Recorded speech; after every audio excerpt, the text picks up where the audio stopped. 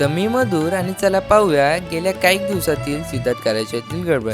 तर गेले कित्येक दिवस आपल्या सिद्धार्थ कार्यशाळेमध्ये मातीच्या मूर्त्यांचं काम तर चालूच होतं व साईड बाय साईड आपल्या होलसेलला जाणाऱ्या बाप्पांच्या मूर्तींचंही रंगकाम चालू होतं. सध्या मुंबईच्या पावसामुळे लाईटची कटौती खूप होत होती आणि त्यामुळे ॲट द टाईम शूट करणं व काम करणं पॉसिबल होत नव्हतं आणि त्यामुळे लाईट नसल्यामुळे आपल्या मातीच्या मूर्त्यांचं कामही सुरळीत चाललं होतं.